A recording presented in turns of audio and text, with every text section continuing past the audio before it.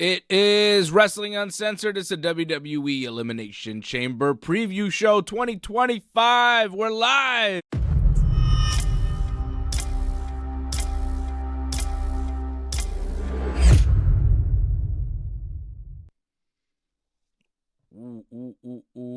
Oh, we're live. SmackDown's live. Johnny's live. There's Johnny. How's it going, Dave? Pretty good. Pretty good. How are you? Not too bad. Somewhat enjoying SmackDown tonight. Usually SmackDown, not the greatest show, but I feel for the most part it's been actually somewhat decent. I thought Jacob Fatu Andrade, pretty good match. Yeah. And I didn't mind Tiffany and Chelsea. There's little things we can talk about with that, but it wasn't that bad overall. Crowd was into it, which was really good. This isn't that bad too. 6-woman tag that we're watching right now. Mm-hmm. Naomi just took Raquel Rodriguez over the top with a Hurricane Rana. That was pretty nuts. And Roxanne Perez just pinned Bayley. For the win. For the win. Yeah. Wow, she ain't winning tomorrow. Roxanne Perez, Raquel Rodriguez, and Liv Morgan get a win over Bianca, Naomi, and Bayley in a 3-on-3 tag team match, getting ready for the Chamber match tomorrow. Oh, and there's your favorite. There's Alexa Bliss. Ooh, there's the Bliss. And she is going to hit the Sister Abigail on Roxanne Perez. We're watching SmackDown right now. We're going to preview the Elimination Chamber here tonight. Alexa Bliss is in the Elimination Chamber. We haven't seen much of her since she returned, right? She was in the Rumble. Has she done anything else? I think she had a match. She had a qualifying match? Yeah. Okay. Qualified. Yeah. Well, there she is. She's in the match. Alexa Bliss, Bayley, Bianca Belair, Liv Morgan, Naomi, and Roxanne Perez will be in the Women's Elimination Chamber match to determine an opponent for Rhea Ripley. There's your favorite again. At WrestleMania. There's Charlotte Flair on the screen getting interviewed. Charlotte, of course, will be wrestling Tiffany Stratton for the WWE Women's Championship at WrestleMania. Charlotte won the Royal Rumble, so she's got her match at WrestleMania. And 6 women looking for their match at WrestleMania, looking for their match against Rhea Ripley. And I think it could go a number of ways. We'll break that down. We'll also get to the men's Elimination Chamber match where the winner supposedly faces Cody Rhodes. Whether or not he has a soul, I think that'll be another issue. But John Cena, CM Punk, Drew McIntyre, Logan Paul, Damian Priest, and Seth freaking Rollins all in the Elimination Chamber match tomorrow night in Toronto. Toronto's own Trish Stratus and Tiffany Stratton teaming up to take on Nia Jax and Candice LeRae in a tag team match. And Samuel Zayn faces Kevin Owens in an unsanctioned match. We saw Sammy and Kevin cut a promo tonight on the show. I'm interested in that match, and I'm wondering where it leads, what that means for them at WrestleMania. Is this their big match, and maybe there's no room for them at WrestleMania? Do they take each other out of WrestleMania competition? Or is this just the first of a series of matches where we see another one possibly at Mania? We'll talk to Johnny and get his thoughts on that. I want to give a shout out to some of the people in the chat, some of the members, seeing Leor in there. Member over at join.ringsidereport.net. Shout out to Leor, Ryan, and CSL Lauren in the chat as well. Everybody checking out Wrestling Uncensored here live on a Friday night. Johnny, you've enjoyed SmackDown? You've been liking it? Yeah, again, for the most part. Like, I like the whole Sammy and Kevin thing. It's just funny how Kevin's like, oh, I'm at the Rogers Center. You're not going to get me. Rogers Center is not very far from the Scotiabank. Like, it's very close, actually. He easily could have gone and seen him, actually, but whatever. Like, He's not wrong where that's definitely going to be the biggest venue that they've wrestled at, without question. That's going to be gigantic. Can't wait for that. That's the match I'm looking forward to, I think, the most tomorrow is that match. It's still the Sky Dome to me, brother. You know? Well, I mean, sure, whatever. I mean, Rogers Center, Sky Dome. I mean, Sky Dome Rogers Center sounds weird. I don't know. I mean, they rename things all the time. It was called the Molson Center one time, right? Now it's the Bell Center. Yeah. You know, things get changed. Still the new forum to me, brother. Exactly. It's all the same thing. Whatever. No. Like, I'm joking about that. I call it the Bell Center. It seems like the Bell Center at this point. Anyways, the Rogers Center is where the Blue Jays play and where they're going to do the Elimination Chamber tomorrow. Big stadium. Like, I think it's set up for about 40,000 something people. So, big crowd. I'm sure WWE will have, bigger numbers than the numbers you're putting out there. And, like, who knows the exact what it is. And all. I'm sure they're going to have a lot of people. So, regardless, there'll be a lot of people. Regardless if it's 30, if it's 60,000, like, doesn't matter. Like, there's going to be a lot. So, it's going to be a really big show. And I hope people get their money's worth. I think they will. I think with that match possibly alone with Kevin and Sami, because judging from their matches in the past, it's one of the best matches you could ever see ever in wrestling, I think, Kevin versus Sami. So that should easily be your money's worth on that one. And then you have, of course, the Elimination Chamber matches. Those are usually fun. There's only 4 matches, if I'm not mistaken, right, tomorrow? Yeah. Yeah, the 4 matches I just mentioned, the 2 chamber matches, the tag team match with Trish Stratus, and then Kevin and Sami, 4 matches. Did we not get more in Montreal? I felt like we got a lot more in Montreal. Probably. Got Brock Lesnar, 2 chamber matches, Roman, Sami. Edge. Beth. Yeah, 5 matches there, at least. But, they also get a Rock promo. And something from Travis Scott, which is not clear what that is, but Travis Scott will be there for some reason. Remember when I first started talking about Travis Scott and going to see Travis Scott and you and AJ and everybody, they were like, who is this guy? I never heard of this guy. Now he's everywhere. I feel like AJ talking about like Logan Paul. I told you guys this guy was a big deal. You're AJ. It's pretty hilarious.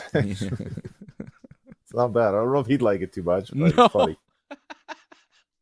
Hey, Dave. No, no. Because the more you do it, first it sounds kind of like tough, and then it gets more dopey as it goes on. That's exactly. It's very intentional, it sounds. Oh, that's funny. According to WrestleTix on Twitter, which is usually a pretty good source for this kind of thing, right? Yep. Yesterday they posted that the current setup for Elimination Chamber was 33,287, and they've distributed 31,559. So there's, just under 2,000 tickets available, but they may add more.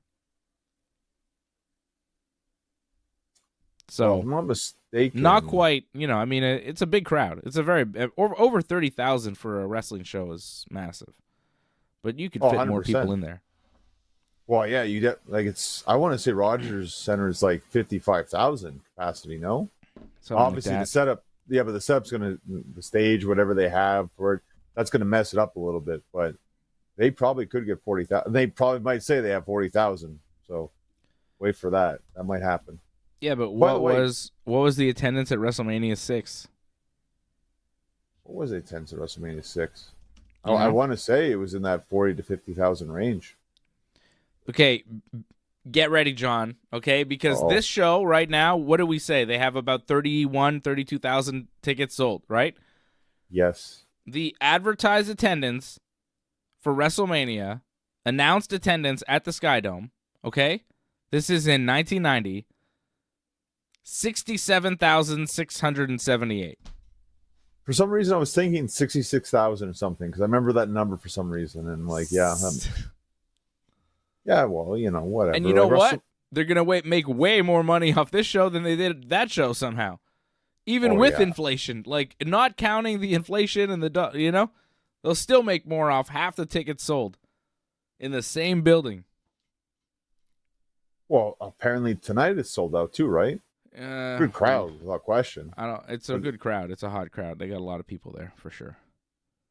But isn't that nuts, man? They're doing a show tomorrow in the Skydome. They're set up for 33,000 capacity. WrestleMania 6, Hogan Warrior, Skydome, 67,000. What Mania was Rock Hogan? 18. 18. That was in Toronto, yeah. That was all same building, right? Yeah. Advertised attendance, announced attendance, 68,237 at the Skydome. So maybe 50,000 they'll say probably. Whatever. How can they say 50,000 when there's people out there like saying it's 32,000? They can't say 50,000. That would be nuts. You've noticed too, like in just the last couple of weeks, suddenly we get Trish, suddenly we get The Rock. They really pushed hard to sell tickets for this. Like I give them credit for that. Just maybe a little too late on that one. They probably maybe could have got a lot more if this was advertised a lot earlier. Yeah. Yeah. Pretty cool though. They've stacked the deck for Elimination Chamber. They've given you a lot to look forward to and wonder about. The Rock coming in, wanting Cody's soul, and getting his answer at Elimination Chamber adds a whole new dimension to this show. Because The Rock could be setting something up for WrestleMania. For himself, for Cody, for who knows. So, it's important, and it's like, it comes out of nowhere. Because it felt like Cody's champion. He's the babyface champion. He's going to go in as this version of Cody Rhodes to WrestleMania against the winner of the Chamber, probably John Cena. It'll be a passing of the torch type moment. Cody will beat Cena, or Cena maybe beats Cody, or whatever. Mm-hmm. But that's kind of where we were headed, and it was fine. I think we would have had some good promos and good build leading up to it, but now that The Rock's involved, you go, well, what's all of this? What's that part of it? Because that we weren't really expecting, that we didn't really see coming, and that part, nobody really understands what's going on there. Everybody's kind of mystified. I think even some people in WWE Creative are like, what's happening exactly? What's he doing? I wonder how much Cody knows. What does it mean for The Rock to want Cody's soul? If Cody says yes, let's run this. If Cody says, okay, Rock, you have my soul, and he, rubs his belly or something. I don't know what he does. What is that? Cody's a heel? That's what it's just. Cody is turned heel, and The Rock is like his sometimes manager when he has time to show up. The Rock will accompany Cody to the ring against John Cena, and they will destroy John Cena together because Cena is a threat to The Rock in Hollywood, because Cena has, disrespected The Rock in the past, and Rock holds a grudge, and he doesn't want Cena to get this big career in Hollywood that he's getting now, and Cody's his man to end that. Is that where we're headed? That's a path. It's not bad. I like that. That could work easily. I just feel, again, if he says yes, it's not at the Chamber. It's kind of like tonight, too. It's like, oh, what is his final words before the Chamber? What are we hyping here exactly? He's not really giving a decision, but still, that's the main event segment tonight, is Cody's final words before he gives us a decision. That's the big hype tonight. It's kind of awkward, actually. And the Truth thing was funny, that he did the whole thing with Truth and the locker room. That was a funny little thing, but we're building up to just he'll kind of just say how he feels, and then we'll have the Chamber tomorrow. It's kind of awkward, like that whole thing we had with Punk and Paul and Raw. It was just awkward ending. It's cool to have all these guys there, but when it just ends awkwardly, you kind of feel like you got cheapened in the end. They've got the stars, but they don't really have the ideas. They don't have any of the follow through. Nothing's happening. Well, that's a big problem too. I mean, it was cool to have the guys for the chamber except Cena, but they didn't do any, like, no tag match or anything, like nothing except Punk chased Paul away and they just all stood there awkwardly. I mean, come on, like, you have all the big stars there and they don't do anything. It's kind of lame. It was a good reaction when, they did a promo tonight and John Cena's music hit and nobody was expecting Cena to be there. Drew McIntyre was saying, "Oh, John Cena's not here and I'm going to bury him and I'm not scared of you anymore," and all this. And then Cena's music hits and everybody goes crazy thinking it's Cena. And it's not Cena, it's Logan Paul, and Logan Paul got a lot of heat. I thought that was pretty good. Hey, Dave and Johnny, What the hell is this? If I am being honest, I was the first one in the entire world to say that Logan Paul is something special. Oh, Mark my words. What is this? AI AJ taking over again. This fucking guy. I can't get rid of him. Just comes out of nowhere sometimes. Yeah. So,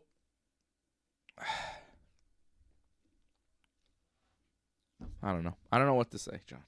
I don't know where I was. I'm completely lost. Well, you're talking about Cena and how the fact he wasn't there and Logan Paul showed up. Got good heat, Logan Paul. Yeah, that's it. He got some good heat, and Punk chased after him.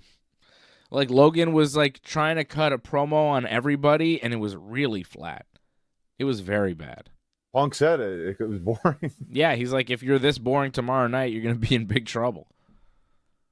And then Logan's like, "Oh, yeah, how about I slap you like I did on Raw?" Because they had a little promo exchange, and he slapped him. And Punk's like, "Oh, how about this? How about I come get you?" And then he chased after him, and then Logan ran away, and then everybody just kind of stood there awkwardly. I don't know. That wasn't great. I mean, at least we had this build-up to his tournament, which is not too bad. Like, it's unfortunate. Filler bullshit. Well, no, I given that apparently Nakamura's like brother passed away. We're It's not supposed to his have brother. Nakamura. It's not his brother. I thought it was his brother. No, it was a wrestler friend of his, like a close friend. Well, that's like a brother then. Yeah, but it's not his brother. I saw that people thought Nakamura's brother died. It's like, what? It's not his brother. I think maybe some people meant that, but yeah, not his actual brother, but friend. People can't read because Nakamura was like, he said something like, "You're like a brother" or something, like as close of a brother or something. He's not his actual. They have different last names. They have different name. Like what? But I get what he means by that. Like, yeah, but people. Anyways, John, don't worry about it.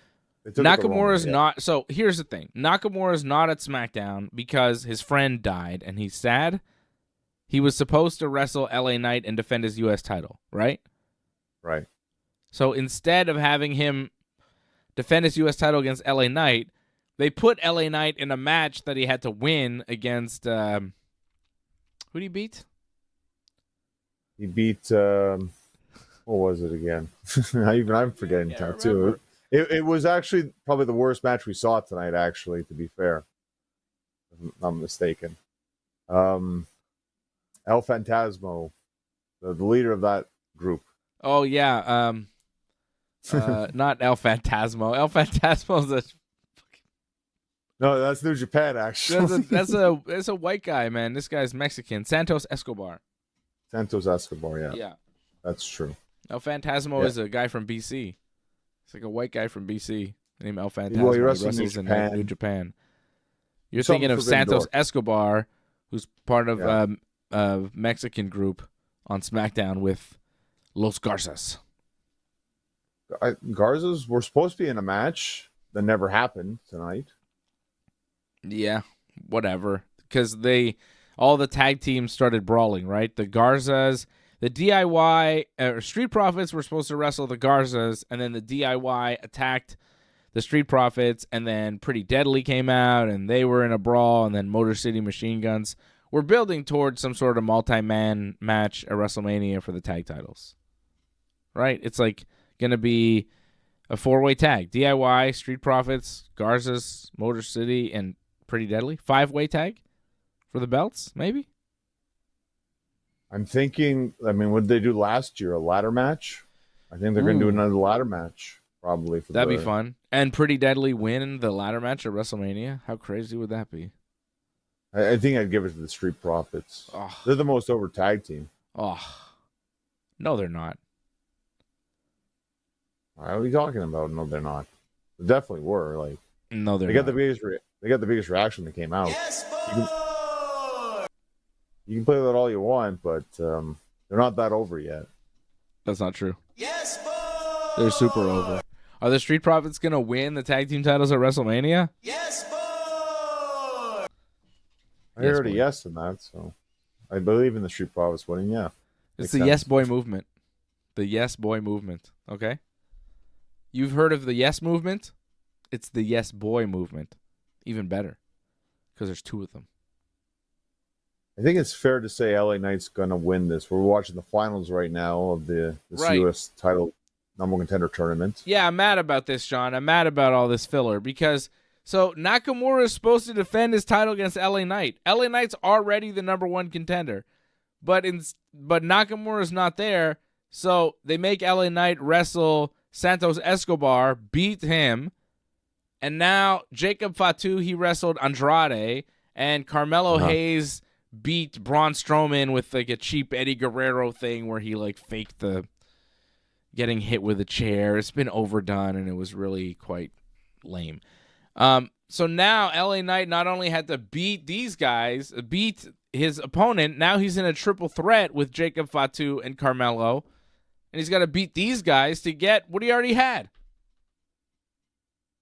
Yeah, well, that happened because the plans get switched. That's happened to me, actually, in wrestling. It happened at Mad Dog Wrestling. I won the Battle Royal number one contender, and now they're doing a tournament. Like, I should just be the champion if there's a tournament for the title. But no, I have to go through the whole tournament again and become number one contender pretty much again, even though I'm already number one contender, to get the title shot. You know, but that's what happens. Things get changed around.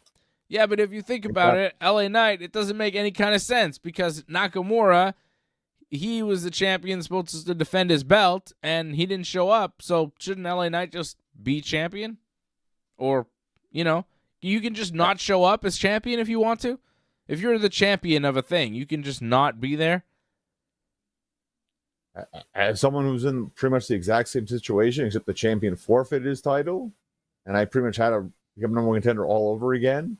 Like, I completely agree with you, but it happens in wrestling where they just like, well, that was the original idea, and now we're just completely changing it around. Yeah, and then everything got screwed. They just use it as filler now for SmackDown. That's why this whole SmackDown has felt like pointless because we've had like 3 matches and now a 4th match on this 3-hour marathon of a show where the end result is a future title shot against Nakamura if he shows up. It'll be on SmackDown, I imagine. It could be next week, possibly, right? Great. So instead of LA Knight wrestling him tonight, we have to sit through all of this nonsense for LA Knight to wrestle him next week. Pointless. I mean, we did get waste of time. Good match. We did get a good match with Jacob Fatu against Andrade. I think it was worth it just for that match alone. I disagree. Okay, fine. Like I thought that match was to me, it's the match of the night. I want things to happen. I want it to move. Snail pace. SmackDown, 3 hours. That's what I'm saying. It's like it's too slow. It's like, oh God. Can we just get to the next thing already?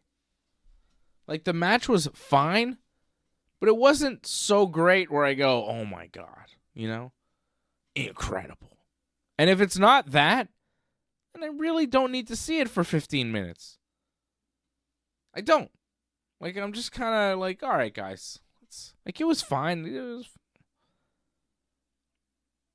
I feel like WWE these days is like, they're like giving their wrestlers way too much time to wrestle in the ring, and they're limited in what they're allowed to do.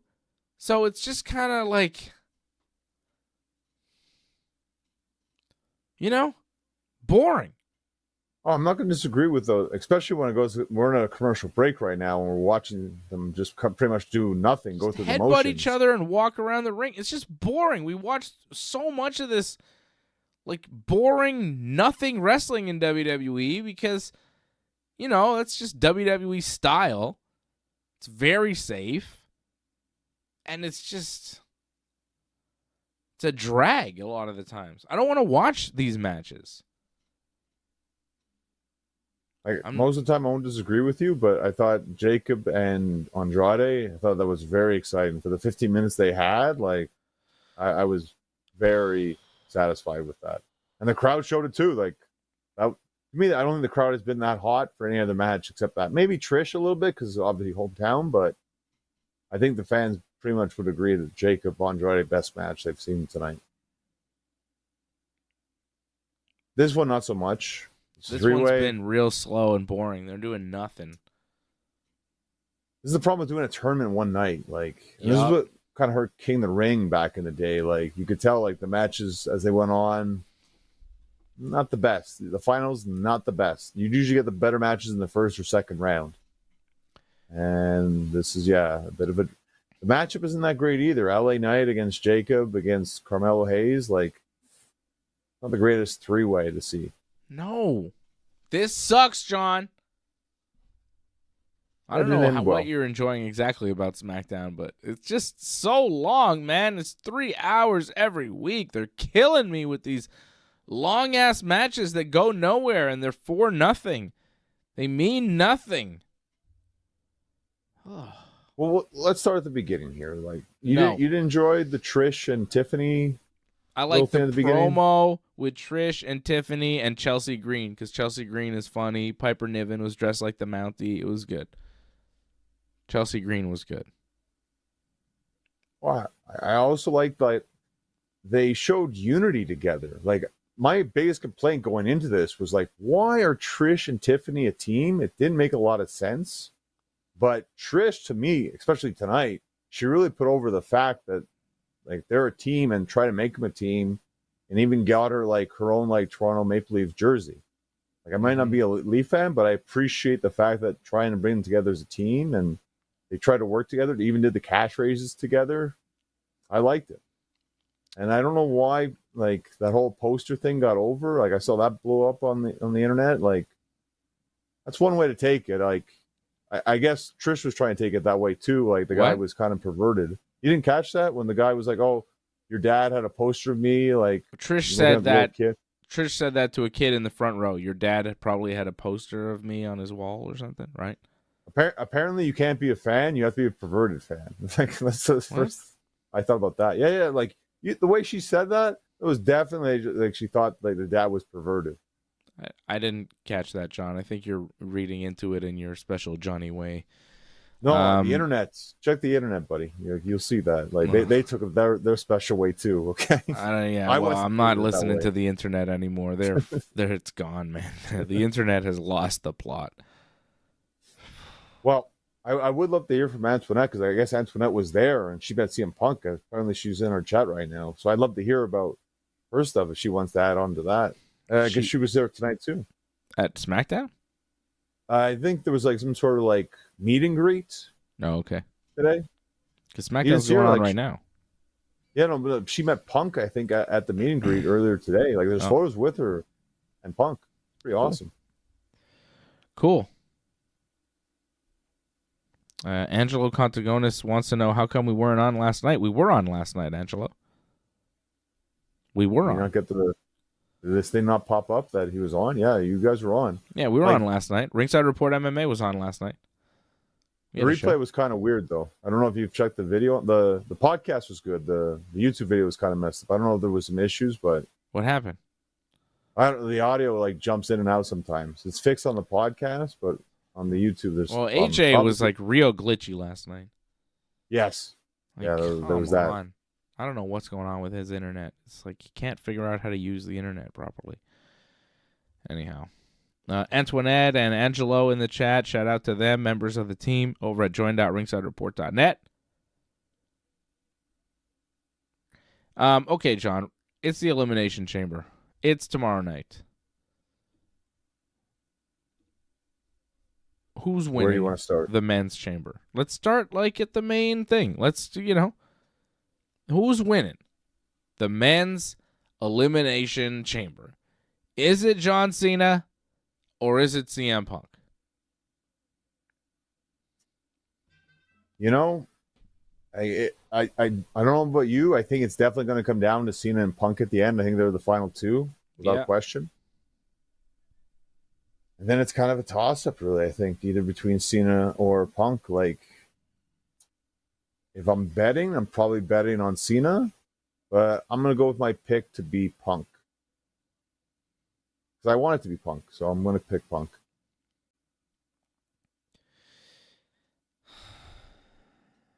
I don't think it's going to be Punk. I know. I don't think it's going to be Punk. I've been saying Cena the whole time. I'm sticking with Cena.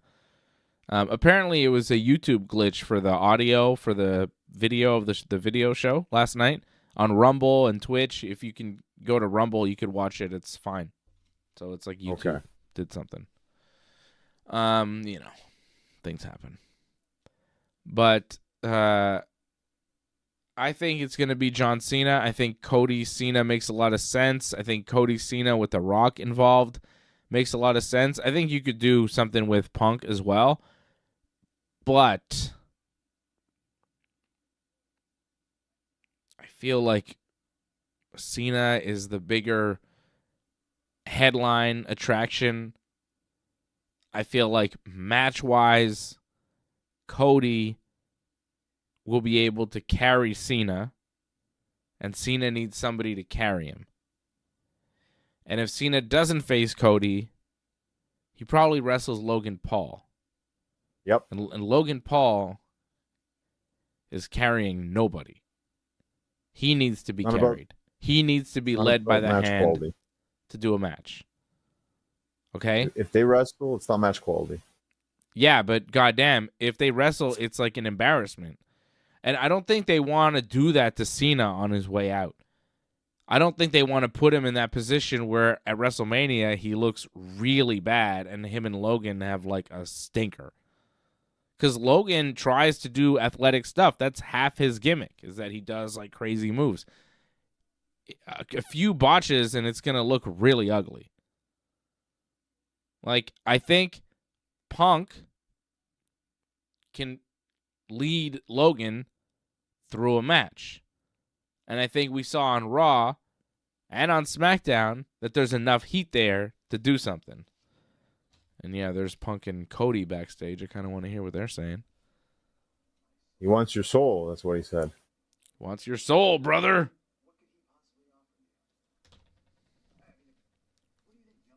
Oh, he's saying you're on top of the world. What can you possibly offer you? Oh, my goodness. I just realized I'm watching on Netflix. I could put a closed captioning on.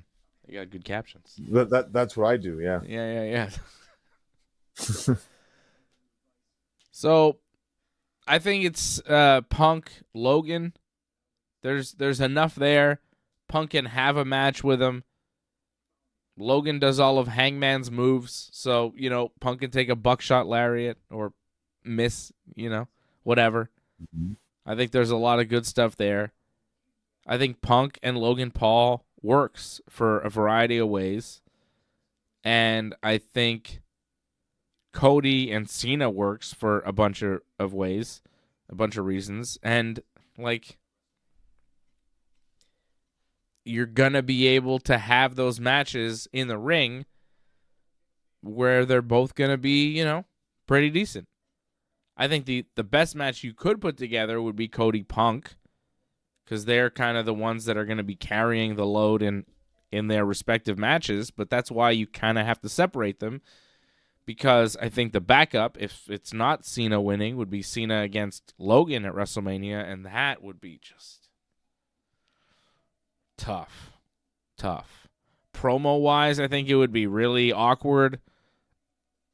I want to see CM Punk obliterate Logan Paul on the microphone. Logan said some good stuff on Raw. Punk said some good stuff. Like, they were hammering each other with some things. Punk telling Logan, you're a nobody in this business. It was excellent, because he is a nobody in pro wrestling. Logan telling Punk, like, why do you hate me? Is it because outside of this I succeed at everything I do and you fail at everything you do? But then Punk's like, yeah, well, you're nobody in this business. And Punk, Punk as a professional wrestler is like a legend. And, because he's a legend of professional wrestling, he holds a certain spot in pop culture. And his spot in pop culture is solidified as CM Punk. Logan Paul, we'll see. But he's not a beloved figure among really anyone. And long term, how does that really work for him? How's that going to work? So I really enjoyed the CM Punk Logan Paul stuff. I'd like to see more. I'd like to see Punk really hammer at him. Punk wearing a Chicago Teachers Union shirt against Logan Paul in that promo, which I thought was interesting, given Logan Paul's political affiliations and Punk Dave and Johnny making his statement. Hey, get out of here. If I am being honest, get out of here. Was the first I don't want to hear in the this guy, entire world AJ. To say that Cut him off. Logan Paul is something special. Yeah, shut up, AJ. Mark my Shut words. up. Fuck the Logan Paul. People hate this guy. And I'll tell you, I don't like him either. The more I see of Logan Paul, and I'm not talking about the wrestling character, I'm talking about the person that he is. I don't like him. And I want CM Punk to berate him and belittle him on television. I want him to fucking end him verbally. I want Punk to dissect this kid and send him home crying. I want him to break him before the match even happens. And I know he can. And I don't think Cena can. Cena can't do that. Cena's not going to do what Punk needs to do to this kid on the build to this WrestleMania show. I want Punk to make this kid bleed. I want him to hurt him. I want him to hurt him emotionally, physically. I want this guy in trouble. I don't like this guy. This Logan Paul, he is a nothing. He is just a sniveling little shit. Good heel for wrestling, I suppose, but is he really a wrestler? He's a guy that's kind of coddled along the way. He's a celebrity wrestler. He's not real. He's not a full-timer like he's saying. He's not really a wrestler. I saw Kenny Omega say at some point, like, Logan Paul's not really a wrestler. He couldn't go in the G1 and have like a banger every night with different guys like who, they don't even speak the same language. He couldn't go out there and call in on the fly. Like, he's not actually a wrestler. Just because he can do some flips doesn't mean he's actually a wrestler. Like CM Punk said, he's nothing in professional wrestling. He is a nothing. I think Punk said he's like a flash in the pan kind of thing. It's not something that's has been done before kind of thing. So yeah, he's not wrong about that. We've seen this act before in wrestling, so it's nothing new and it's nothing that won't come afterwards. So, but the more you talk about it, the more I feel more convinced that Punk actually is going to win the Chamber. Because I think about WrestleMania matches. If Punk doesn't win, what is he doing at WrestleMania? I don't think Punk Logan Paul is the answer. I think Cena Logan Paul, that makes much more sense. And after what we just saw with the whole Punk Cody confrontation, Punk just said, "I'll see you at WrestleMania." Punk's really driving that home. Unlike everyone else in the Chamber, not really driving that home as much. So I'm liking it more and more here. Punk and Cody for Mania. Okay, well, that's your pick. I'm going to go with Cena. I think Cena, Cody works for many ways. And I think Cody is going to align himself with The Rock. I mean, what is all this if not to do that? If Cody doesn't go, okay, Rock, here's my soul and I give it to you and you are free to do whatever you want with me and lead me and I'm yours. Right? If he doesn't do that, is this leading towards Cody versus Rock at WrestleMania? And if that's the case, I mean, what? What does that mean for the Chamber? Does that mean Cody wrestles night 1 against The Rock, night 2 against the winner of the Chamber, or vice versa? Well, I'll throw a little bit of a curveball at you here because apparently Drew McIntyre's not 100%. Apparently he got his knee drained just to have a match a couple weeks ago. So there were talks, again on the internet, which I know you love so much, that The Rock is going to take Drew McIntyre's spot in the Chamber. And then The Rock will win the Chamber instead. So that'd be fun. I'm sure you'd love to see that happen. I don't think that will happen, but that's a fun little fantasy world prediction. So in that world, Cody says no, and then The Rock says okay, and then he gets in the Chamber and gets revenge on Cody by facing him at Mania? Like, that seems kind of far-fetched, because, like, couldn't he just say, well, no, Chamber match is canceled, I'm facing Cody at Mania because I'm The Rock and I own the company? I mean, he could do a lot of things, right? I mean, he pretty much did that last year, too. He's in the main event. He's not in the main event. He's still going to be in the main event. He did whatever he wanted. The match is matched on no DQ. I'll just make it on the fly. F you, ref. Pretty much what he said last year, no? Yeah.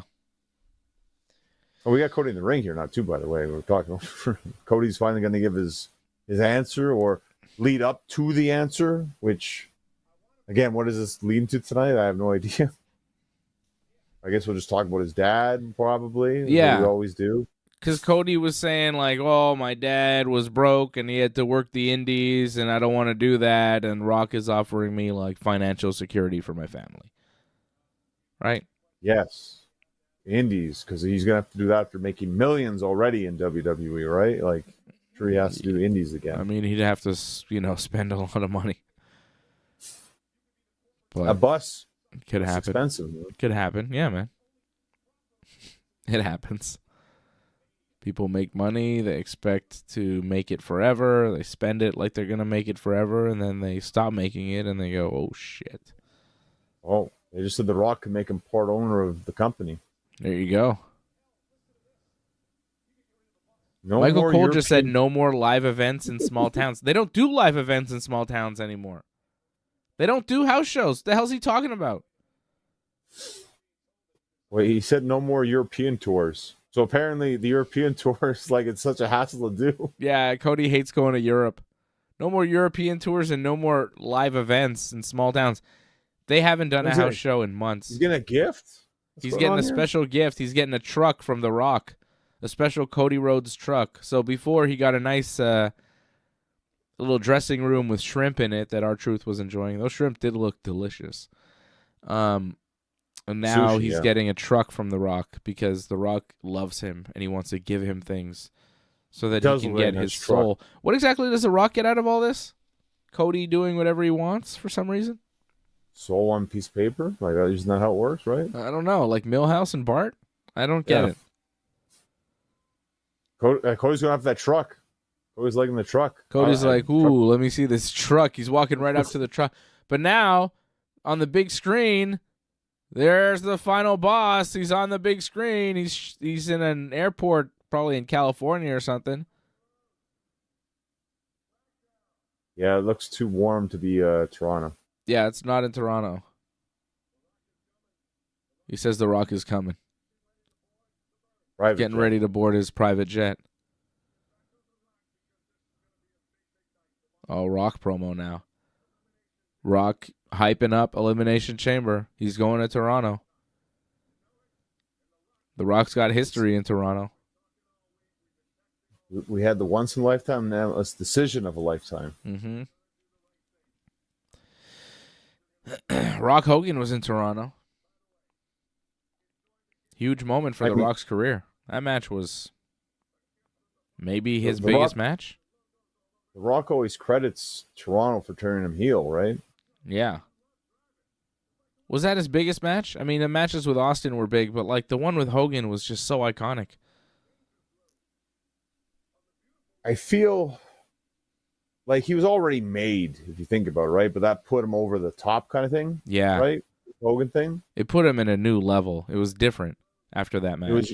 It was different, yeah. But Yeah. I think the Austin ones kind of made him. But yeah, that put him in the category with Hogan. Yeah. Because at that point, Hogan was the most famous wrestler that ever lived, and he had done movies, you know? And then when Rock beat him, it was kind of like, oh, maybe, or, maybe The Rock is going to be the guy who does this stuff, right? Maybe The Rock is the new most famous wrestler, and now he is, He became the new Hulk Hogan in many ways. Well, bigger than Hogan, I think. Yeah, much bigger, which is crazy because at the time, you couldn't fathom any wrestler being bigger than Hogan. You know what I mean? Yeah, no, it's true. Maybe Austin. I think Austin always had the potential, but even Austin, if you think about it, didn't really. He never became bigger than Hogan. Sold more merch. You can say that. But he didn't, in terms of box office, like movies and all that, it didn't happen. And even like iconic status, like Hogan, he's been here for a long time. I mean, people hate him now, but you know what I mean? Austin is in the ballpark, though. He's definitely in the conversation. Everybody knows Stone Cold Steve Austin. Pretty much. But not like they know The Rock and Hulk Hogan. I feel like more people know The Rock and Hulk Hogan than they do Stone Cold Steve Austin. The average person walking the street. If you say, who's this? They'd be like, Hulk Hogan. If you say, who's this? They might not know it's Stone Cold. Everybody knows The Rock. Everybody. Well, it's funny. It's like you think who defined the Attitude Era. I think people would say Austin over The Rock. But then you ask them who's like the biggest superstar. Yeah. You'd probably say The Rock. Yeah. So there's give and take. That's interesting. He's got a nice belt. He's got a belt that says Cody sold June 11th, 2015. What does that mean? That's the date that Dusty died. Oh, my God. Wow. He's got a weight belt that says Cody Soul with the date that Dusty died on it. And it broke his heart when Dusty died. And he said, don't break my heart, Cody Rhodes. Give me your soul. You make me embrace you as my champion. We loved him, brother. Embrace him as my champion. So The Rock wants his soul, and The Rock wants to embrace. Very Hollywood. Very Epstein of The Rock. And now he's boarding his private jet. Very creepy. Well, very Diddy Rock. Rock wants to bring Cody to a party where things are going to get weird. Well, that was one way to end the show, I have to say. Yeah, with The Rock there talking. That like, if I was there, like in Toronto, I'd feel satisfied with that. Like, I know, again, creepy ending, like you said, somewhat awkward-ish, but you got somewhat of a Rock appearance. I would take that, given you call that what do you have going into that appearance via satellite. I'll take that. Yeah, well, he'll be in the building tomorrow. So I think Cody says yes. Really? Tomorrow? I don't think he'll say yes tomorrow. I think WrestleMania, The Rock will get his corporate champion. Who will it be? Will it be Cody? Will it be Punk? We'll find out at WrestleMania. I don't think a Chamber will find out. Punk is the corporate champion for The Rock? I mean, they could tease that. I don't see it happening with Punk. I think Cody just says, you know what? I've thought about it, and he's gonna reluctantly accept The Rock's offer. And over time, it'll be less reluctant and more embracing it, and he'll kind of slowly morph into this evil character that Roman Reigns will eventually have to take out as good guy Roman. I think that's the move. Wait and see. We'll see what happens. Especially, I mean, it could go so many different ways here, right? So, wait and see. Antoinette's saying no, but thinks Punk will. That's interesting. Huh. She met Punk, so maybe Punk said something to her. I don't know. I think So, John Cena is going to win the Elimination Chamber, and he's going to be good guy John Cena trying to stop the newly turned evil Cody Rhodes and The Rock. Yep. I think that's where we're headed. And you are thinking a completely different way, which is nice because usually we go into these WWE shows and we predict all the matches exactly the same, and then they happen exactly the way we said they were going to happen, and we're kind of like, yeah, that was boring, wasn't it? A little too predictable. But the fact that we both have different scenarios leading into this show, big WrestleMania implications, I'm pleased with that. Because your scenario where Punk wins, I think is plausible, and I think you would say the same for my scenario where Cena wins, right? Oh yeah, 100%. I'm going more with what I prefer than my gut instinct here. Oh, okay. So your gut instinct is telling you it is Cena? Yeah, but I want Punk. I want Punk. Yeah. I think it should be Punk. I think Punk's going to come in early in the chamber, and that'll cost him too. I think it'll be like Punk and Drew as the first two, or Punk and Seth or something, and then Cena will come in last, and he'll be fresher, and maybe Punk will already be eliminated. Like, I could see Drew and Seth teaming up to take out Punk because they hate him so much. You know? Yeah, but they do this a lot, especially in men's chambers, I find. They'll have, like, the first guy goes all the way to the end. Maybe he doesn't win, but the first guy usually is all the way to the end, usually. Yeah. But, like, he'll be beaten. You know, like Logan to Punk, and maybe Logan Paul will, like, be the last.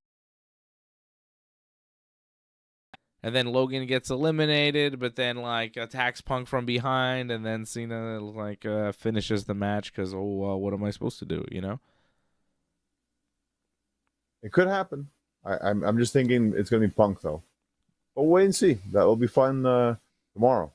If it is Punk, do you think Cena wrestles Logan Paul? Yes, that's definitely, especially because he came out to Cena's song. I think that's the huge tease right there. Yeah. Yeah. But Cena said that he was going to win the chamber and face Cody and whatever. Yeah, but Cena also eliminated Logan in the Rumble, so there's a bit of revenge here, and this is Cena getting his heart broken, and the retirement tour is not over yet, so it's only just starting. So he'll get that revenge later, but first take out Logan and then go for that title shot. I think it makes sense. Yeah, it does. It does. I'm not saying it doesn't make sense. I just think it's going to go the other way. I think we go with Cena and Cody. I feel like Cena, Cody, WrestleMania for the WWE Championship can only happen this year. And they don't want to miss that opportunity. Sure, but I don't think it has to happen at WrestleMania. It'll be later, I think. Cena's a bigger star than CM Punk. Like, poster-wise, marquee, you know what I mean? Cena, Cody is bigger. I mean, they're both very big stars. Like, you know, Cena maybe slightly more, and people want that whole thing for Cena. There's that backing him, but Punk is still super over, though. Like, especially tonight, I feel like who was more over than CM Punk tonight? Sure, he's over in wrestling, but I'll tell you who was more over than CM Punk tonight. John Cena. Do you see that pop when his music hit? That was the biggest pop of the night. That's who's more over than CM Punk, John. John Cena. Like, man, and he's iconic. He's a household name outside of pro wrestling. He's very successful outside of pro wrestling. He's a massive star. He's bigger than CM Punk. Like, CM Punk is a big star in pro wrestling, but, like, mainstream-wise, he's nowhere near what John Cena is. You know that. That's true. No, that's true. It's unfortunate, so for, but it's true. Selling it, and this is a Hollywood company now, too, you know? I don't know. The Rock connection too. I think I'm convincing myself more and more that it's going to be John Cena. So I think John Cena, Cody Rhodes is the match. I think John Cena wins the Elimination Chamber. Cody Rhodes accepts the Rock's offer. We have good guy John Cena taking on evil Cody and the final boss. And they probably stop they probably stop Cena at Mania. They beat him, and then Roman's going to have to get him at SummerSlam or something like that. That's where I think it's headed. I think Roman's going to wrestle Seth at WrestleMania. I think we're all in agreement there. Seth will not win the Elimination Chamber. And I think him and Roman is the match to have as far as that goes. So Antoinette was at SmackDown tonight. That's interesting. Huh. So did you just leave? Were you watching us while you were at SmackDown? I'm confused because she was like chatting while SmackDown was going on. SmackDown's a live show, so how did that happen? How'd you do that? Amazing. Well, I guess you could watch us on the phone while you're at SmackDown, which is cool. That's pretty cool. Appreciate That's awesome, actually. Yeah, it's nice. Why not? Okay, so men's chamber, we have different winners. Women's chamber, I have Bianca Belair winning. Yeah. We're pretty much the same on that one. Okay. I think we know exactly how this is going there. I mean, it's a massive match. Oh, she left early. Cool. It's a massive match. Bianca Belair and Rhea Ripley. Hasn't really happened. WrestleMania for the belt. It's big. I think it's the move. Bianca's a huge star. Rhea Ripley's a huge star. The match will be good. They could steal the whole weekend of WrestleMania. And I just, I don't want to see Liv and Rhea again. Alexa Bliss and Rhea would be weird. Roxanne Perez, come on. Naomi, maybe. But I just feel like, no, it's going to be Bianca. The only other one I think has a shot is Bayley. But I think it's a small shot.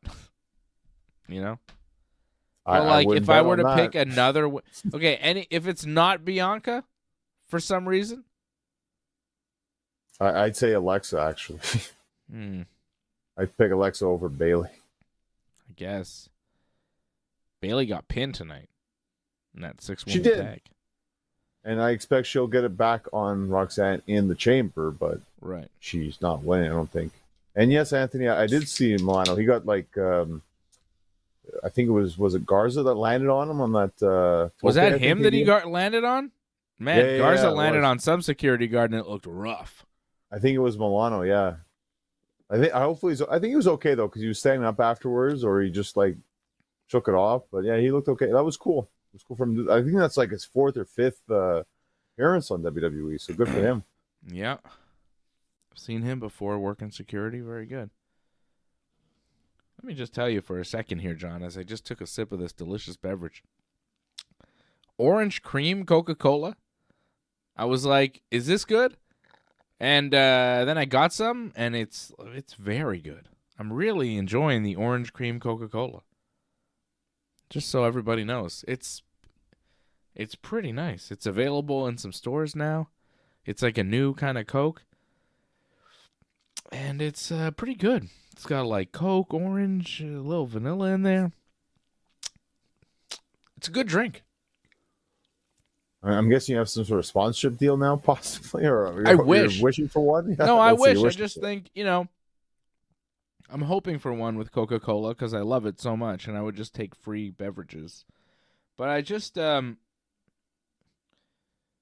just a really tasty drink. It's like a new kind of Coke, orange cream, and it's very good. Because sometimes they come out with these Cokes like Starry Coke or whatever. There's kind of other kind of Cokes they come out with, and they're not usually good. I like Cherry Coke, but pretty much any other kind of Coke has been kind of not great. Vanilla Coke is all right, but this is better, I think. Orange cream Coke. Better than vanilla Coke. Wow. I would put it maybe 3rd place of all the Cokes. I would say original would be number 1, then cherry, and now this orange cream is coming in 3rd place. I would drink this regular. This is good. I'm into it. I want more. Nice. Antoinette wants some. See, I'm doing a service to my fellow people that drink sodas. You know, everybody drinks a soda every now and again. Maybe not everybody, but you know, I like to. I like to try different drinks. I like to try the different sodas and see what they taste like. You know, Coca-Cola comes out with a new Coke. I'm like, let me see what this is. Sometimes it hits, sometimes it misses. This one, like, out of the park home run. You know, like really hits. So, nice. Speaking of out-of-the-park home runs. Ball game over. Yankees win. The Yankees win. I watched the Yankees beat the Blue Jays in a spring training game while I was watching SmackDown tonight. That was nice. Saw some home run. Alex Jackson, guy trying to make the roster as our backup catcher, hit a home run and a double in the game. Nice performance from Alex Jackson today. I was happy to see that. So, you know, watched a little Yankees baseball tonight, as I do pretty much every day when there's Yankees baseball. I'm watching. I don't care if it's spring training. You know, it doesn't matter to me. If the Yankees are playing and I can watch it, I'm going to watch it because, you know, I'm a big fan. Well, two things. One, I do remember Crystal Pepsi, Ryan. Yeah, I've had Crystal Pepsi. It was like clear Pepsi. Yeah, it's all right. Yeah. And you guys said the Yankees won yesterday. They did not win yesterday. No, they tied. They tied. Yeah. I didn't say that. It was just the sound effect that said that. I didn't say it. Okay. But, it was just the sound effect. This sound effect here. Ball game over. Yankees win. The Yankees win. That's right. They won tonight. And they beat did the Blue Jays. The Blue Jays, who had already played earlier in the day. Split squad. Yeah, I know. It doesn't really count, John. I'm just talking shit. It doesn't mean anything. It's preseason. It means nothing. So but I saw Garrett Cole pitch, and he had like 5 strikeouts and 3 1/3. He pitched really well. That was nice. But then Luis Hill, who was like rookie of the year, really excellent pitcher, he's going to get an MRI on his shoulder tomorrow. So that sucks. Good thing we still have Marcus Stroman because we may need that 5th starter. We had 6 starters at the beginning of the season or of the, you know, spring training. But now Luis Hill needs an MRI on his shoulder, which is never good for a pitcher. So if he's not around, you know, at least we got Marcus Stroman still on the roster. Well, I've seen Rodon's numbers, and they're not too good so far. So. Well, it's spring training, but yeah, I know. It doesn't inspire confidence. He looks awful. What does inspire confidence is Juan Soto right now. Have you seen him like hitting home run after home run? Like, wow. Yeah, but who's like he hitting him off? Regardless, like if you're in the National League, I think the Mets, you got to watch out for them. Yeah, probably. But I think that the their NL East is not going to be easy. No, with Philly and the Braves, of course not. But yeah, the Mets are going to be up there, I think. Yeah, probably. Probably. Although they have like no pitching, so it's a problem. Wasn't there a rumor about Stroman going to the Mets? Well, they'd have to, you know, make a trade that makes sense. You're not getting Soto back. And I don't think Stroman's going to go back to the Mets. He hated playing for the Mets. I'm just saying the rumors. That's it. I don't think those rumors have anything behind them. I think the stronger rumors were Soto going to St. Louis for Arenado, some sort of deal, but that's not happening right now. Way too early for that to happen. Why not? Anyways. They'll give him a run first. Let's get back to the chamber here, John. So we both think Bianca Belair is going to win, and then she'll face Rhea Ripley at WrestleMania. That's cool. We have different men's chamber winners. How about Tiffany and Trish versus Nia and Candice? I think Tiffany and Trish will win because, you know, it's in Toronto, and Trish is just here for this match to wrestle in Toronto.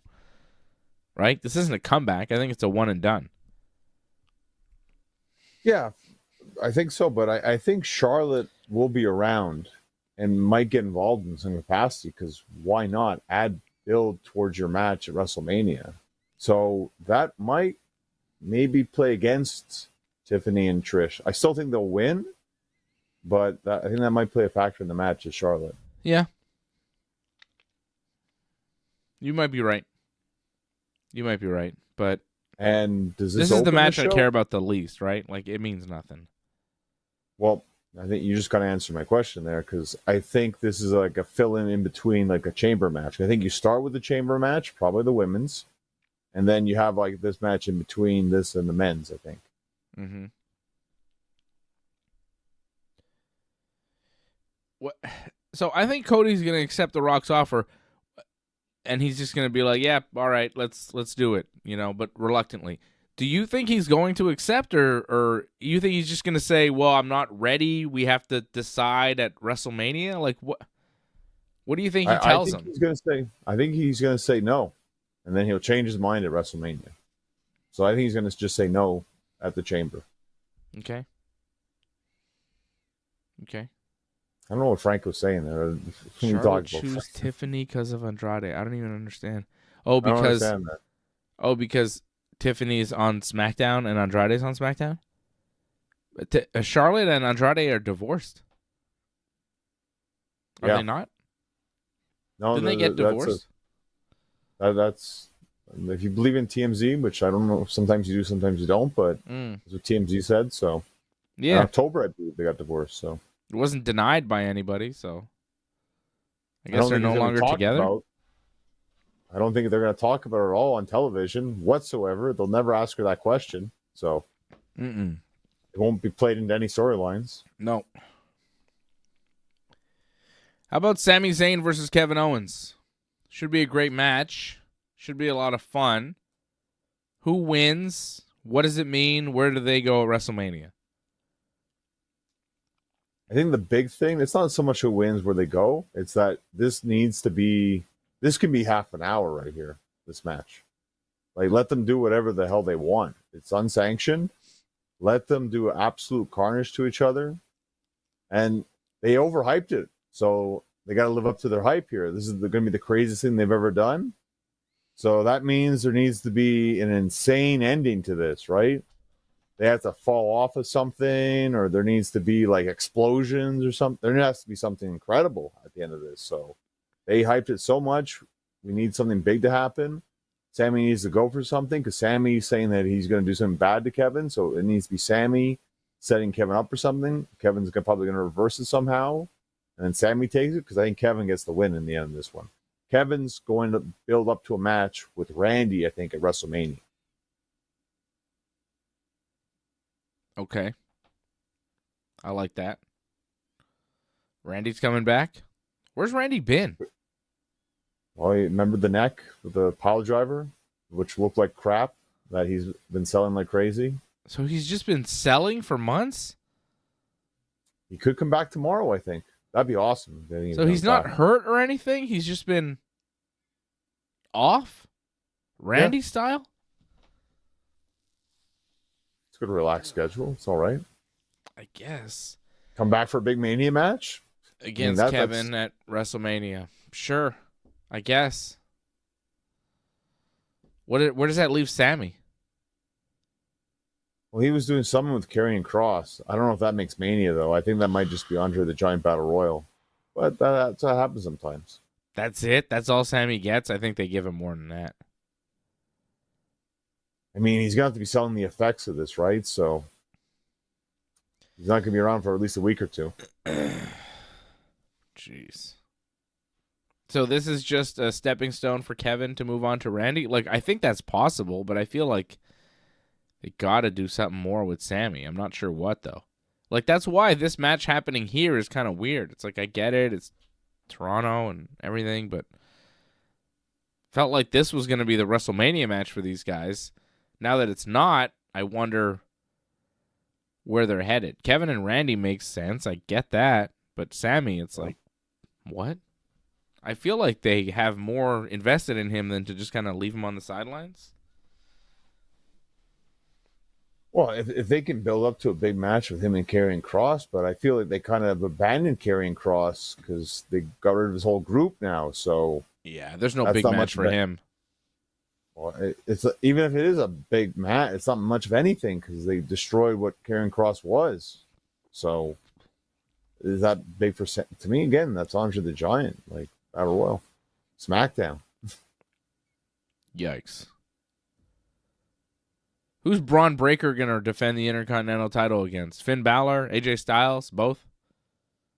It feels like it's going to be a multi-man, right? I think maybe a 3-way or 4-way. It feels like it's going to be something like that.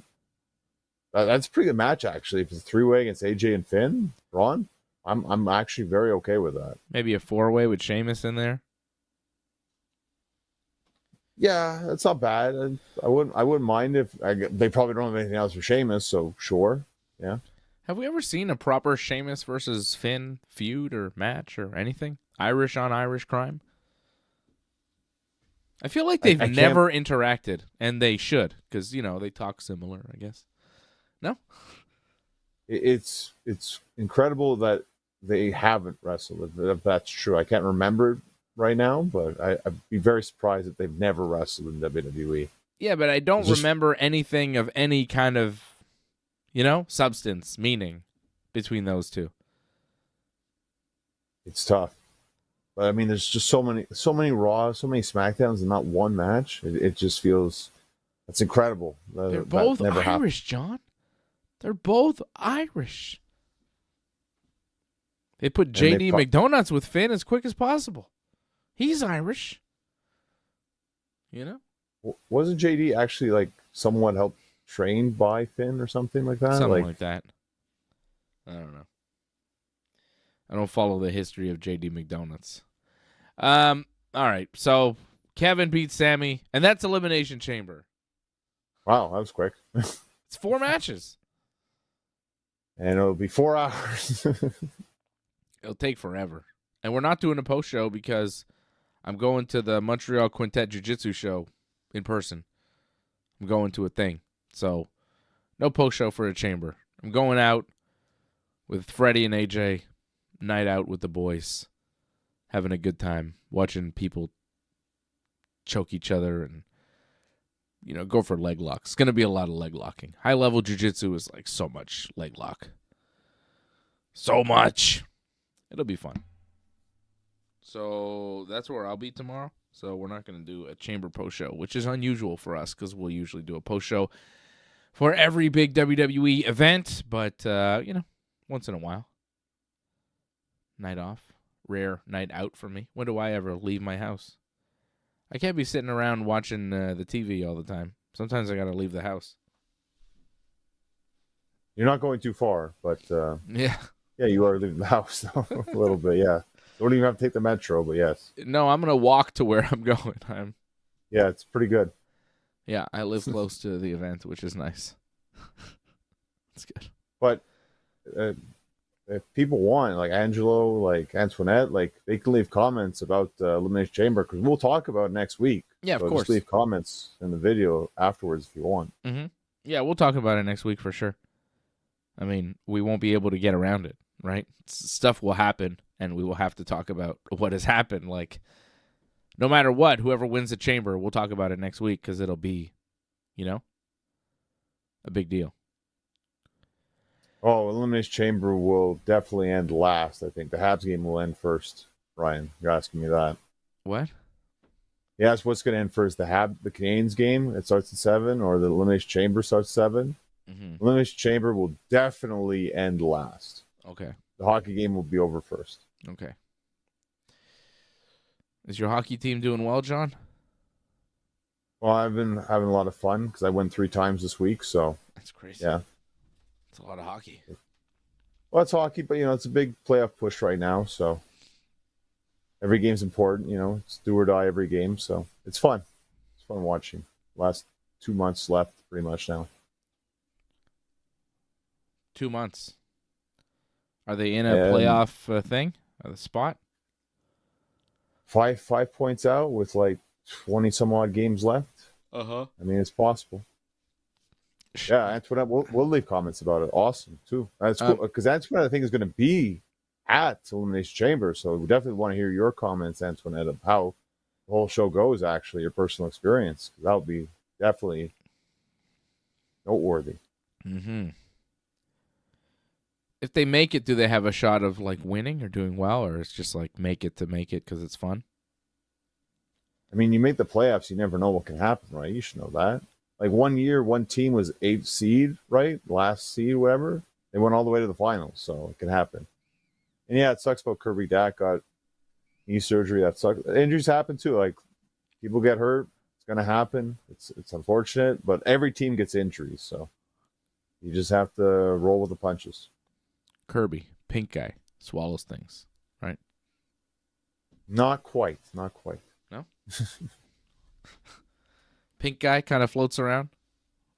Rolls Feels into a other ball people's sometimes. He's cool. abilities and all that stuff. Yeah. He's not that kind of guy. That guy doesn't have knees. He's a pink ball. How could he have knee surgery? He's a pink ball who swallows things. 6%. Yeah, the chances aren't great, Lauren. I know. Oh, wow. I'll take those chances, actually. Those aren't good chances, John. You're making me think that they were like nearly going to make it. 6%. I mean, that's bad. Yeah, but you just win a couple of games, those percentages go up. So right. And Antoinette, the Leafs are in a playoff spot. You don't have to worry about it. They're in a playoff spot, yeah? Are they good? Yeah, the Leafs are all right. Yeah. Who's the best in hockey right now? Who's the best team? I'd say Winnipeg is the best. Winnipeg, you idiots. No way. Yeah. I think everyone, unless you're biased, would agree Winnipeg is the best team right now in the NHL. Wow. I had no idea. It'd be cool if they won the Stanley Cup. Well, like almost every other Canadian team, they'll make the finals and then lose in the finals. That's pretty much what happens, right? Yeah. A Canadian team still hasn't won the Stanley Cup since 1993 when the Canadians won, right? Isn't that still the case? That is the case. That's bananas. They all went to That's the finals the craziest almost. thing. Huh? Yeah, but if you look at it, though, like all the teams that won, most of them had Canadian captains, right? You know, like most of the Canadian players were on the teams when the cup. They're just not from Canadian market. So yeah, well, you know, but Canadian fans cheer for the teams in their towns. They don't. I mean, they like it when they see Canadian guys winning, but if you see a bunch of Canadian guys winning on like Tampa Bay, you go, well, I think you'd rather them win on Montreal, no? Or Ottawa or something, you know? You know what I mean? I definitely don't disagree with you, but you know, I did love watching Team Canada beat Team USA. I thought that was an awesome moment. So yeah. I don't even like hockey, and I was pleased that happened because it took on this whole other dimension, and I was like, oh yeah, it's good that they won that because if they lost that would have been really embarrassing for the country, you know?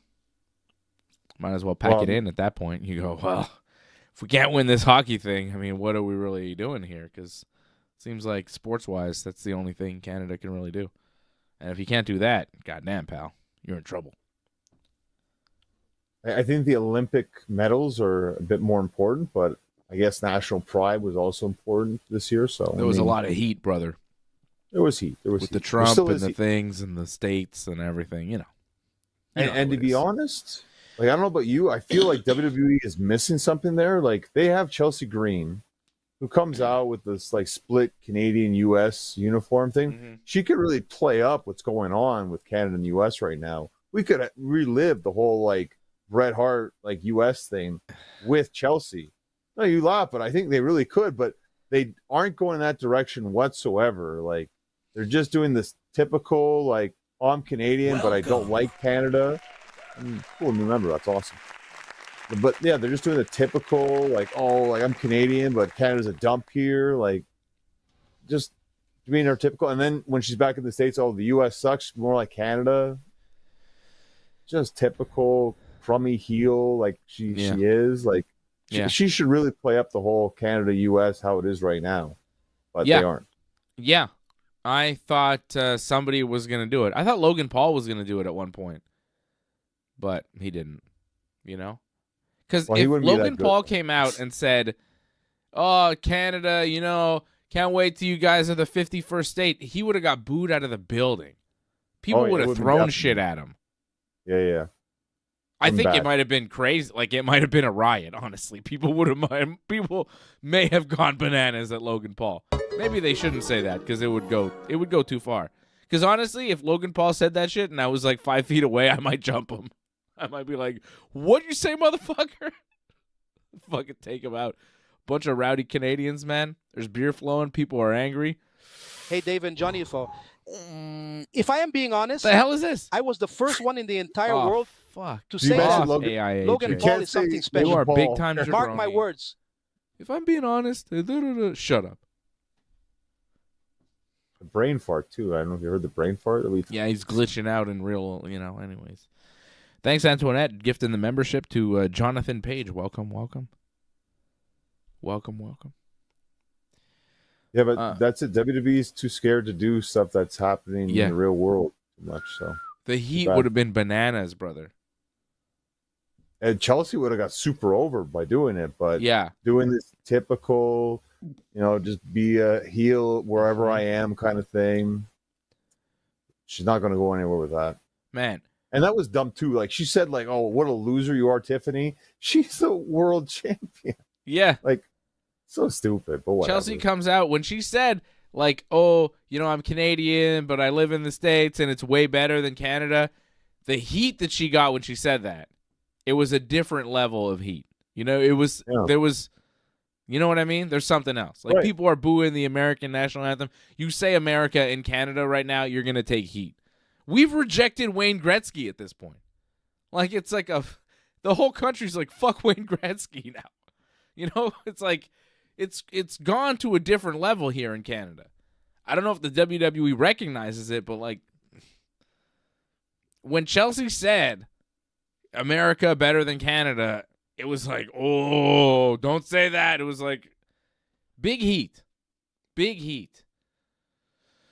I don't think they want to go there, but they tiptoed around it, and it was interesting to see the reaction from the crowd because it was like, oh, there's really something there. There we go.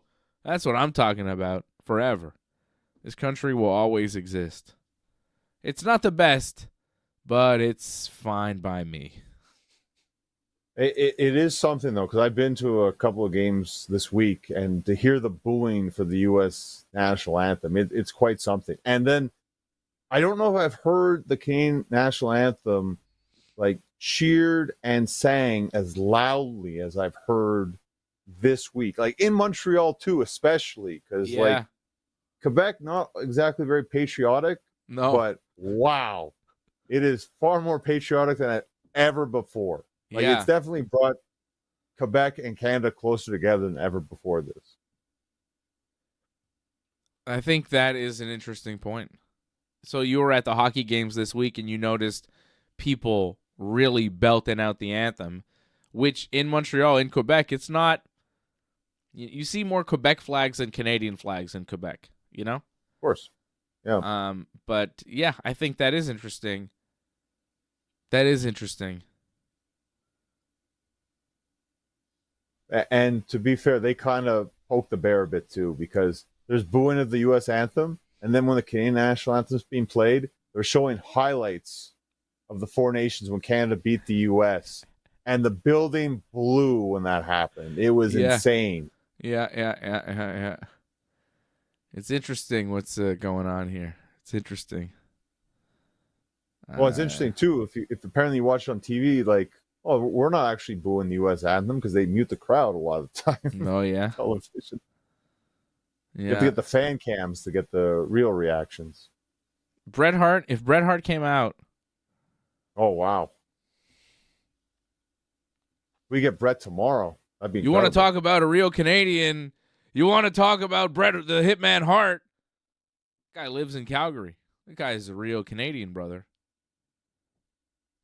Do we get a screw job tomorrow? No, You're in Canada. So I don't think so. The Rock doesn't say ring the bell or something in the chamber or something. No, I don't think so. Okay, I don't think so.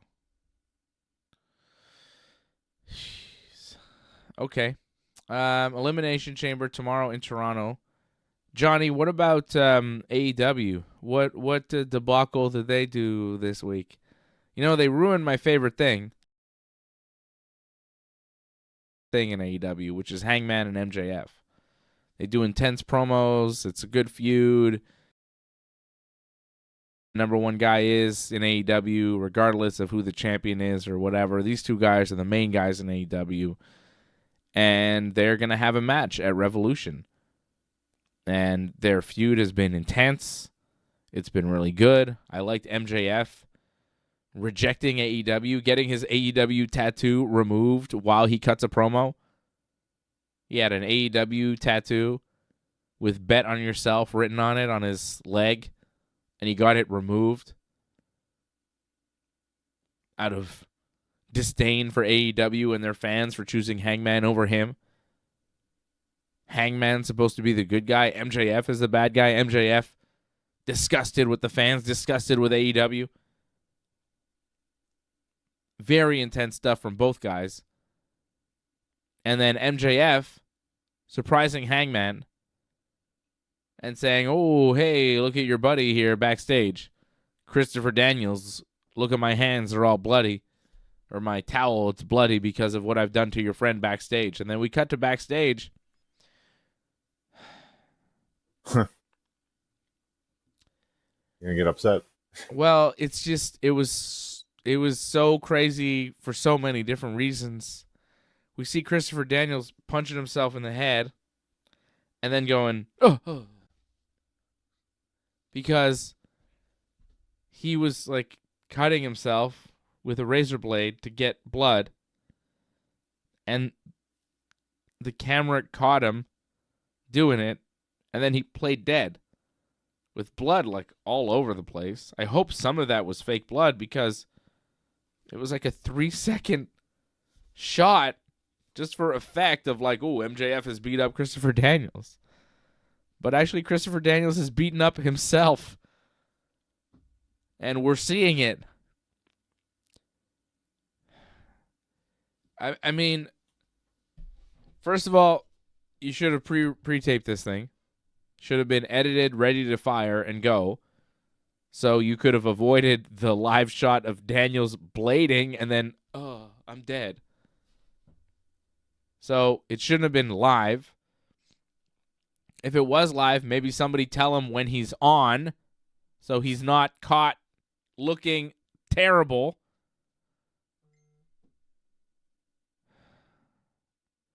And also, if you're going to do that spot, it's not a match. It's a little backstage thing for 5 seconds. Just use fake blood. Why is he blading at all? Week after week, AEW is doing things that seem like they're trying to sabotage their own show. It's unbelievable how disorganized this television program is. We're hearing they're not doing production meetings to plan out the show. It's just all on the fly. There was the mess with Thunder Rosa and what's her name last week and all of that. Megan Bayne. All of that nonsense last week. And I thought, how could they ever top that? Well, they didn't top it, in my opinion. Like, this wasn't as bad as last week. I thought last week was worse, to be honest. Last week was a miscommunication with a group of wrestlers, and this was, we don't know when we're live. We have no direction. We're going to catch a guy blading and then acting dead. I mean, he went from, I'm punching myself in the head to get color, to, oh shit, I'm on, let me act like I'm unconscious. It looked ridiculous. And it was dumb for so many different reasons.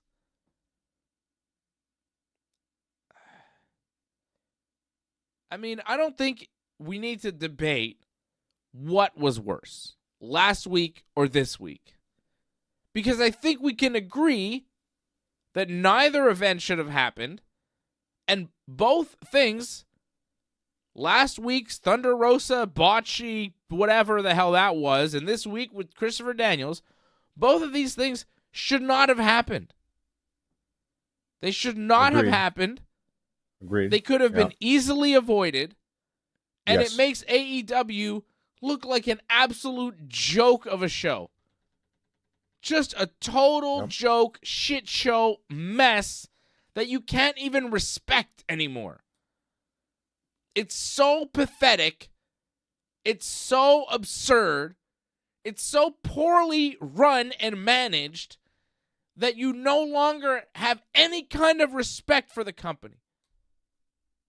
Tony Khan has squandered his opportunity. This was the darling of professional wrestling 2-3 years ago. Everybody loved AEW. Everybody thought this was the thing. This was it. This was wrestling. And they still have an unbelievable roster of talent. Kenny Omega, Will Ospreay, Swerve Strickland, Darby Allin, wherever the fuck he is, Christian, Edge. A plethora of wrestling talent. And they squander every opportunity because they are fucking clueless, mismanaged fucking dummies. Tony Khan is a mess. He's a joke. He will go down in wrestling history as a fucking joke. And at one point, people thought, he's this fucking wrestling mind and he's going to fucking save us and he's going to put the emphasis back in wrestling and turn indie wrestling mega and mainstream, and it's going to be this whole thing, New Japan style, and it's in America, and it's going to be just great storylines and sport-based programming, and remember the point system and the rankings and all that bullshit that they tried to do, and they had all these big plans, and it was going to be great wrestling with real good stories and told over time. And it was all going to make sense, and it was all going to work in the end. And for a time, some of their things kind of did work. And now, you watch the show and you go, what the fuck is happening? It's awful. It's awful. And I don't know what's changed. I don't know what's happened. I don't know. I can't figure it out. Because it seems like roughly the same people in charge now are the people that were in charge before, but it's fallen apart. It's clearly fallen apart. I watch this show every week and I go, it's fucking getting worse. What the fuck are we doing? I used to think like, wow, some of these guys that are sticking around to AEW, good for them. This is a good place for them. They're going to shine in AEW more than they could ever shine in WWE. WWE won't know how to handle them. Good for MJF. Good for Swerve. Good for these guys, Hangman, sticking in AEW. And now, every single one of them, I think, fuck, when is their contract up so they can go and be in a real wrestling company and make real stars of themselves and make money for their kids and their grandkids and really make something out of this shit. Because I watch what they're doing with Pentagon and the entrances and the fanfare and all this shit and the money that I'm sure he's getting and they're investing in his entrance and everything. And I go, God damn. Imagine if they had MJF, what they'd do with him. If they're doing this with Pentagon, if they're doing this with Ricky Starks, imagine what they do with Hangman Page.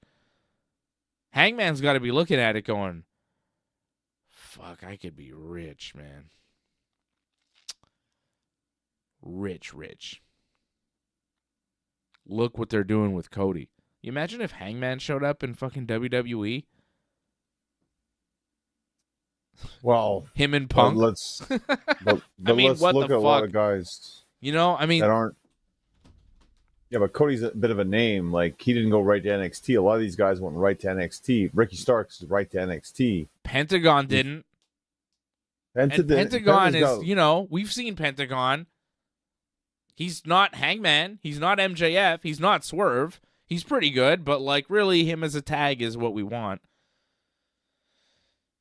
And even then, Rey Fenix's brother is kind of more electrifying. You know? So if you like Penta, wait till you see Rey Fenix. You know what I mean? Penta's got the. I think Rey Fenix, it's more of.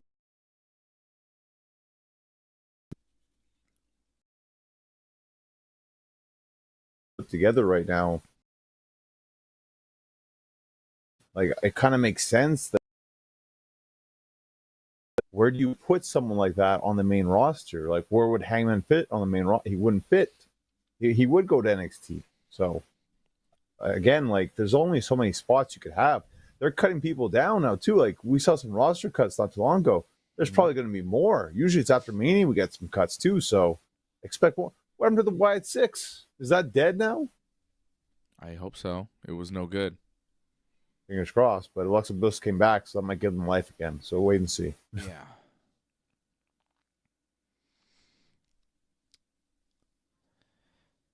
AEW is not impressive. They're not. There were some things I did like, though, with Dynamite, though. Okay. I liked Prince Nana and Swerve's promo with Ricochet. I thought that was good. I like that we're getting the match at the pay-per-view, too, Revolution. That should be the number one contenders match. Ricochet versus Swerve. The winner gets a title shot for the AEW World title against the winner of Moxley and Edge. So I'm expecting at Dynasty, where I believe Swerve won the title the first time. I'm not mistaken. No, I think he won it last year at Dynasty. So I think that's where they're going to build towards again. Probably against Moxley, I'm going to guess. Because now that was the big thing that happened this week on Dynamite. For me, was that whole like Edge taking down the Death Riders. That was the big segment I thought this week. Yeah, that was the main thing. Edge with the concerto on Cesaro, Claudio, right? And Marina. And Wheeler accidentally hitting the Busaiku knee on Marina was a moment, too, right? And then you thought Edge was going to hit her, but then no. Yes, then Willow Nightingale did the concerto on Marina. So Edge systematically, Jay White, and now Willow Nightingale systematically taking out the Death Riders. Edge took out Pac with I think, concerto on Collision. I didn't see it, but I'm assuming. He did, yeah. And then he took out Claudio, and now they've taken out Marina. So I guess they just need to kill Wheeler, and then Moxley will be alone. Pretty much. I think that's what's going to happen, yeah. And then what? Edge beats Moxley? And then you think Christian would win, right, maybe? Is that going to happen? Are they going to take the belt off Moxley? Could we fucking end this Death Riders bullshit already? Because that would really help AEW. If we could end this Death Riders, Jon Moxley world title run, if we could stop seeing this group, if we could stop seeing Moxley with his promos about the belt and the briefcase and the bullshit, if we could stop seeing Moxley as the main event, if we could get away from everything Jon Moxley and his crew, I think AEW would be way better off. So could we please put the title on Edge or Christian or fucking Brian Keith? I don't give a fuck. Just get it off these guys. Get away from these guys. It's ever since they took over, AEW has been in the toilet. AEW was pretty good when Bryan Danielson was the champion. Ever since he disappeared, this company has been shit. And by the way, exactly what I predicted when they fucking did it. I was like, what the fuck? They're going to do this. It's going to be bad. It's going to be Moxley. It's going to be boring. These guys aren't actually entertaining. These guys aren't stars. These guys aren't over. No one wants to see this. And AEW's been fucking just tanking ever since. Like, it's so obvious, and then they fuck it up. They keep fucking up. Trash company, man. Get the belt off Moxley. Save yourself now before it's too late. He's killing the business. He's killing the company. Am I wrong? This title run is killing AEW. thought the Bucks were killing the business. Moxley's actually killing the business.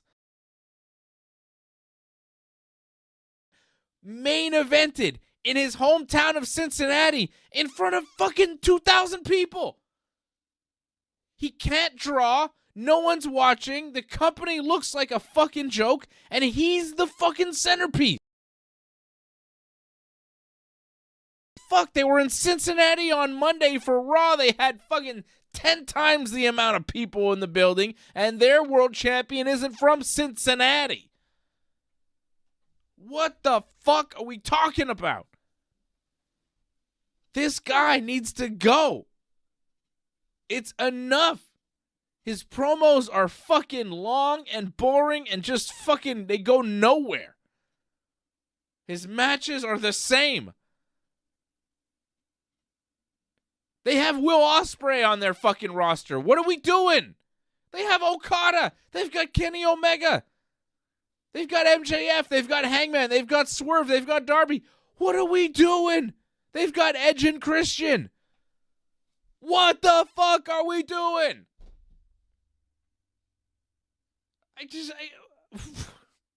What the fuck, man?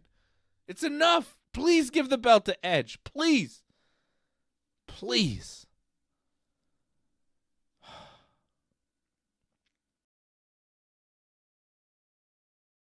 Solution will be,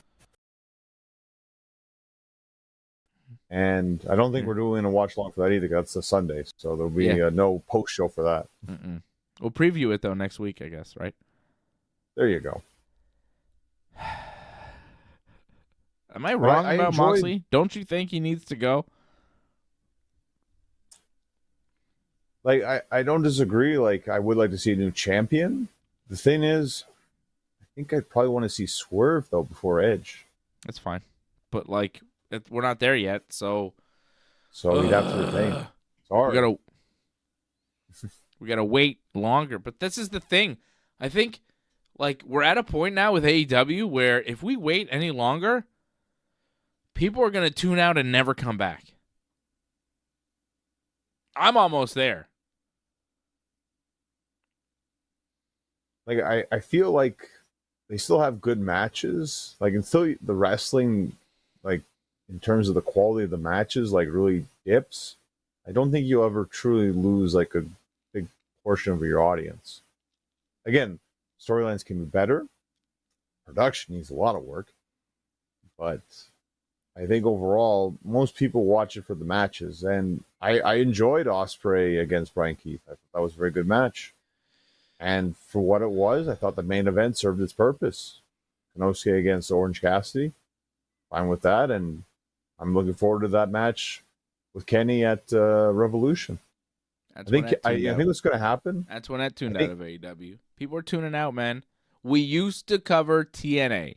We don't anymore.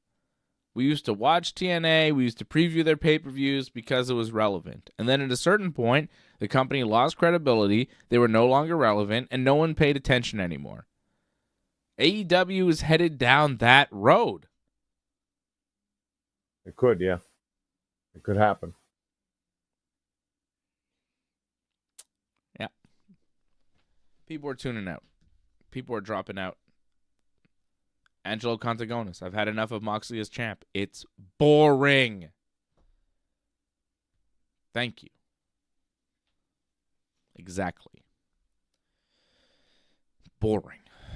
Thank you to Antoinette. Thank you to Angelo, members of the team. Lior. All the members over at join.ringsidereport.net. Thank you for supporting the Ringside Report Network. Thank you for keeping us going. Johnny, when's your next match? When can people see you in the ring? So March 29th, I'm going to be in tournament I kind of mentioned. And Angelo's correct. Yeah, Mike Bailey will be in AEW. They did a package for him on Collision. Mm-hmm.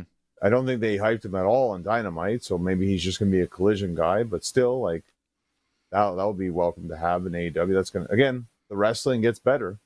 Yeah. I think. So, again, just make it a tighter show. Organized. That's what they got to work on. But March 29th. Mike Bailey's good. He's, I I wonder what they do with him. You know, it'll be interesting to see how they book him. You could just, the potential matches there. Like, again, you know there's going to be a lot of good matches coming up. Yeah. No question about that. Him and Darby would be a lot of fun. Darby, Kenny, Ospreay. I mean, it just goes on and on. Konosuke, pretty much everyone, really, when you think about it. So yeah. Nice Montreal talent. Canadian talent. Speedball Mike Bailey. In AEW. Good for him. I kind of figured it would happen. Yeah, I mean, it makes a lot of sense. Yeah. I think maybe put him with Don Callis, actually. Give him a bit of an attitude edge type of thing, like a heel persona. Yeah. Well, because that way, then bam, he's right in a feud with Ospreay and Omega. Mm-hmm. I mean, that's a pretty good start, no? Like, I like that a lot. So yeah. Okay, your next match. When can people see Johnny? So March 29th, I'll be at John Abbott College. I'll be in that tournament for the championship I kind of mentioned earlier on the show. Even though I'm already number one contender, they're doing a tournament for the championship that I'll be in, and it's my plan to win it. And people can potentially buy the t-shirt that's right behind me, and my cool little Slam buddies that I have now too, because they're cool. So buy them now. I love it. That's what I sound like. How do you buy them? Well, I'll be selling 2 of these. That's so people can buy them. Where? At the show you'll be selling? At the show, yeah. Okay. $50 for each, so that's not bad. $50? Pretty good size. Yeah. For a mini Johnny. Not that mini, but yes. Compared to me. Well, yeah. Little Johnny. Well, very cool. So get yourself a Little Johnny. And get yourself the new Johnny t-shirt. I don't have one of those. You have one of them, don't you? Like, I don't have that one. You have this one, too. Like, yeah, but I don't have that one. I don't have that Genesis shirt. Not that one, but you can still buy this Genesis shirt off the ringsidereport.net merch as well. Check the website. Mm-hmm. All right. And I have nothing to promote. I'm not promoting anything. I'll be back on Thursday at 8 with the boys. We'll preview UFC 313 because next Saturday it's UFC 313. Pereira and Ankalaev. Man, I've been hyping Magomed Ankalaev as the next light heavyweight champion for years now. So he's finally getting the title shot, so that'll be cool. And some Johnny North shirts have been sold at merch.ringsidereport.net. They're flying. Woo-hoo. People want to get those Genesis shirts. Yeah, that's right. And different colors, too. Like, this is gray, but I believe you can also have an orange one. You have an orange one. I think, does AJ have a different color, too? I think he's got, like, a blue one. There you go. Mm-hmm. I think Antoinette has, like, a black one. Nice. Yeah, they come in a variety of different colors and sizes that you can get over at merch.ringsidereport.net. Get yourself a Johnny North t-shirt. You know? You know. All right. So it's cute. The Johnny shirt or the Little Johnny? I think Little Johnny's cute. Little Johnny's adorable. Look at that thing. Looks like a badass, actually. I want a Little Johnny. What? I need to get a Little Johnny. Well, better get it fast because they're going quick. People are already buying them. You told me you'd save one for me. I said maybe. We'll say and see. We'll talk about it. You motherfucker. Yeah. Antoinette got herself a Johnny shirt. Very nice. All right. Well, thank you, everybody. And I'll see you again on Thursday night for Ringside Report MMA right here on the Ringside Report Network. Yes, boy! Thanks for sticking with us to the end. We would really appreciate it if you could help us spread the word. You know the drill. Hit that subscribe button. Flip those notification switches. We are an audience-supported network, so consider becoming a recurring supporter at membership.ringsidereport.net. Check out our website at ringsidereport.net. Hope to see you again.